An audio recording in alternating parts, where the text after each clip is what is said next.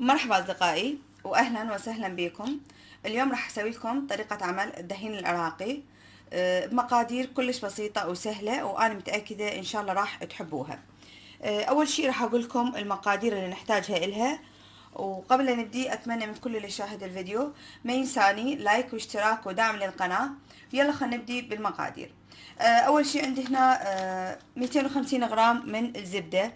أي نوع زبدة موجود عندكم. أخذت من عندهم مقدار ملعقة واحدة، ذوبتها على النار وحضرت بيها هذا القالب. خليته بقاعدة هذا القالب. أنا اليوم راح أستخدم قالب الألمنيوم. انتو أي قالب موجود عندكم يصير. بعد نحتاج كوبين ونص من الطحين، طحين الصفر الأبيض يعني. هنا عندي بنفس الكوب هذا قست. هنا عندي 3 كوب من السكر.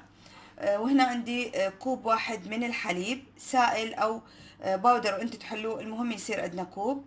عندي هنا ملعقة كبيرة كلش من دبس التمر. وعندي هنا ملعقة كبيرة من الراشي أو الطحينة. عندي ملعقة كوب من الهيل. وعندي هنا ملعقة كبيرة من الزيت النباتي. هنا الزيت لحتى ما يخلي عندي الزبدة تحترق. فمثل ما تشوفون مقادير بسيطة وسهلة. بعد نحتاج هو العامل الرئيسي اللي هو الجوز مبروش. طبعا هذا نحتاجه انه احنا نخليه بقاعدة القالب، وهمينا من نكمل راح نخليه على اعلى الحلاوة. هذا النوع من الحلاوة مشهور بالعراق كلش، بالذات بالنجف. كلش بسيط وسهل، وراح تشوفون شلون راح نقدر نحافظ عليه بحيث يبقى عندنا طري وما يصير عندنا ناشف. لانه دائما يشتكون الصديقات انه دائما من يسووها بعد ما تبرد تصير عندهم ناشفة. اذا استخدمتوا نفس هاي المقادير ونفس هاي الطريقة ابد ما راح تصير عندكم ناشفة. يلا خلينا نبدي نشتغلها. اول شي عندي هذا الزبدة راح اضيفه هنا بهاي الطنجرة. بعد راح اضيف لهم الدبس.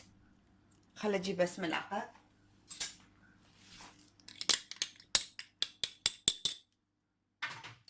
ارجع اضيف عليهم الراشي.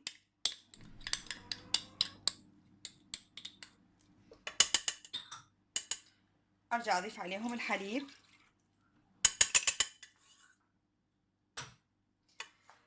هنا راح ارجع اخلي عندي هذا قالب الزبدة مباشرة.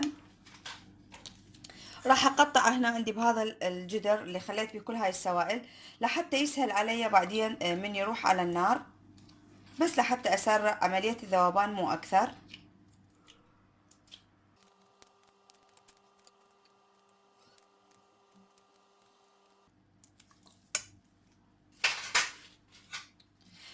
راح ارجع اضيف عليهم السكر، 3 كوب من السكر. راح احركهم شوية واوديهم على النار، على نار عالية. نبقى نحرك بيهم الى ان يحس ذاب عندنا كل المواد بالذات السكر. بعدين نرجع نكفي اخر خطوة. هسه هنا خلينا عندنا الخليط على النار. راح نبدي هنا بهذا القالب. راح اضيف الجوز مبروش. طبعا الكمية ما محدودة.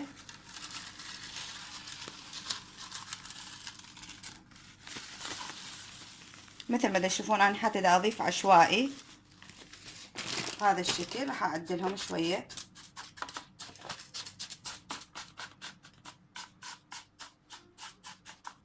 تقدرون هسه بهالمرحلة هاي هنا تخلون عندكم جوز اذا حبيتوا، او اي نوع من المكسرات هم تقدرون تخلطون وياها. بس لازم يكون عندنا محمص. يعني اي نوع من المكسرات تريدوا تضيفوه لازم يكون عندكم محمص مسبقا. هسه انا جهزنا القالب. راح نروح على النار ونشوف خليطنا وين وصل. هنا عندنا هذا الخليط خلينا على النار. راح احركهم بس لحتى اساعد عندي السكر يذوب بسرعة، بالاضافة الى الزبدة. وبس ياخذ اول غلوة راح ارفعه من النار. هسه انا حبايب شوف شلون بس غلت عندي وتأكدت. طبعا هذا الرغوة كلها راح تروح، هذا بسبب انه هي غلت عندنا. بس اخذت اول غلوة. راح ابدي اضيف لها اول شي عندي هنا الهيل. خليته اخر شي لحتى يصير طعمها طيب. بعد راح اضيف لها اول كوب من الطحين مع التحريك المستمر.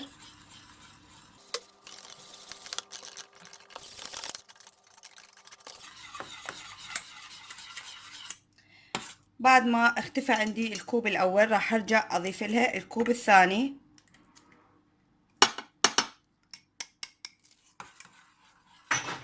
ونرجع نحرك بنفس الطريقة الى ان يختفي عندنا الطحين مرة ثانية. اخر شي نضيف لها النص كوب من الطحين اللي بقى عندنا.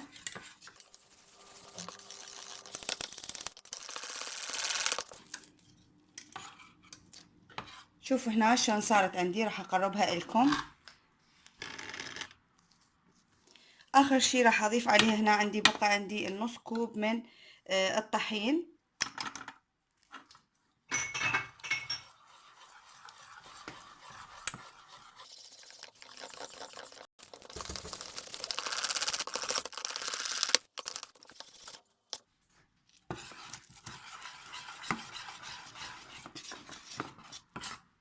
هسه هنا شوفوا شلون صارت عندي. راح نضيفها عندنا بالصينية اللي احنا محضرينها مسبقا. هسه انا حبايب راح اضيف عندي هذا الخليط اللي حضرناه، خليط الحلاوة بهذا الشكل. شوفوا شلون نزل عندنا ولونها صار يخبل، وما احكي لكم على الريحة، من هسه ريحتها تخبل.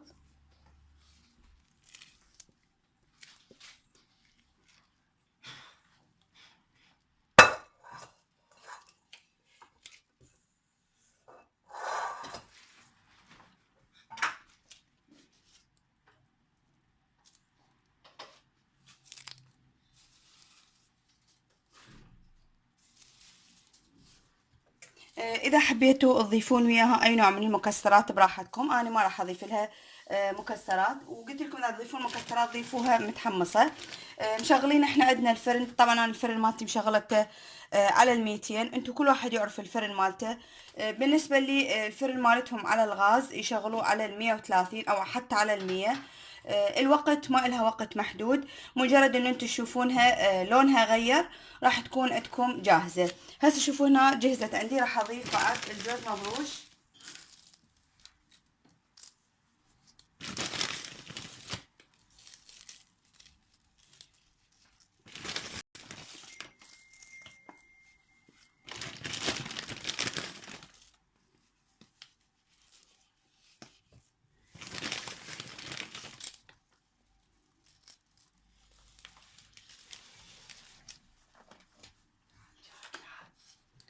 راح ادخلها للفرن، بس تجهز عندي ارجع اشوفكم شكلها بالنهاية شلون صار.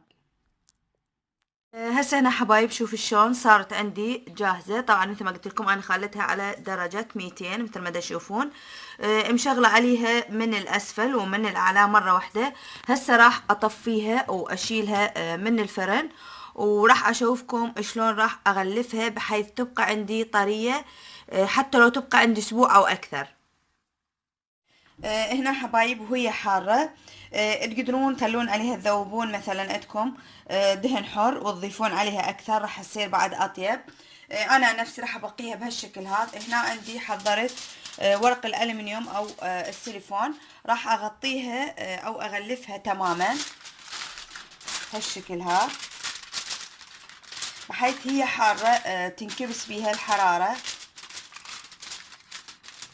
وبعدها اي قطعة قماش موجودة عندكم او خاولي او اي شي عندكم ترجعون تغطوها بيه لحتى تبقى عندنا كلش حارة، وراح اتركها الى ان تبرد على راحتها ساعة ساعتين 3 على راحتها. بعدين راح ارجع اقطعها واشوفكم اياها شلون راح تطلع مثل العلوشة. هسه انا حبايب رجعت لكم بعد ما تركتها الى ان بردت تماما.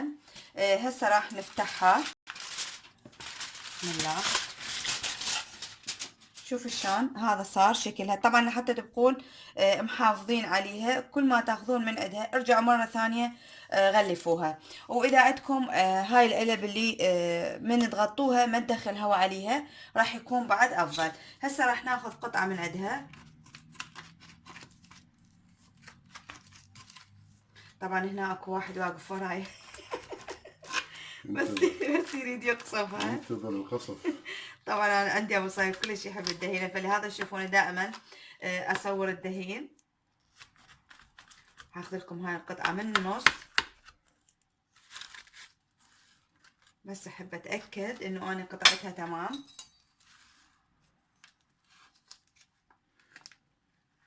شوفوها شلون تطلع عندنا مثل العلوشة. بسم الله الرحمن الرحيم. بعرف شلون يصير شكلها. خل اقربها على الضوء حتى تطلع عندكم اوضح. صارت عندنا بهذا الشكل. هسه راح اخليها هنا عندنا بالطبق.